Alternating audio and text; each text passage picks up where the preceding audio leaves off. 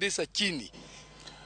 Riwruok jodolo mawuok e kaunti ma Bungoma okwayo jopuonj mondo omi ochung ng'anyo margi ma gichano chako tarik 26 mar dweni bende ma en odiechieng' ma ichako yawe sikunde e tam mar adek.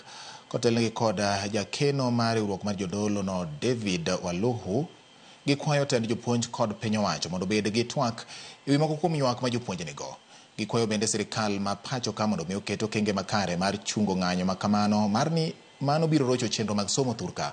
Jakom riwruogno Kalistas Matete olero ni gisiro moko kuom chike ma piny owacho oseketo mar keto e lai chenro mag kanisni mathurka.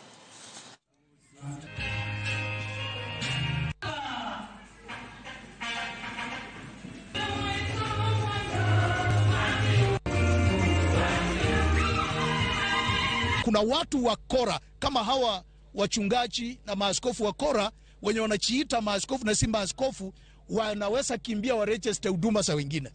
Kwa hivyo tunaomba sana kwamba kabla ya president kwa sent katika hiyo regulations, tafadhali kwanza rekebisha jambo hilo. Tufuate neno la Mungu.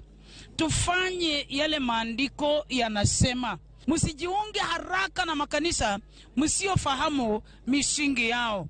Na katika yote tunaombea taifa, kwa maana tunajua majaribu haya yanakuja kwa ajili siku ni za mwisho. Na tunatarajia watoto wetu kurudi shuleni in a week's time.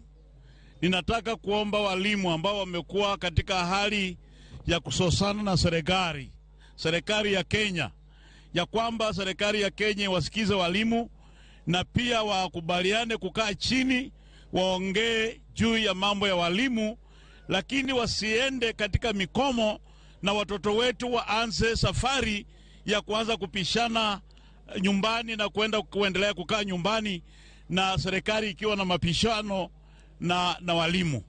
Kwa sababu wote tunajua wanafanya kazi ngumu, na vizuri pia serikali wasikize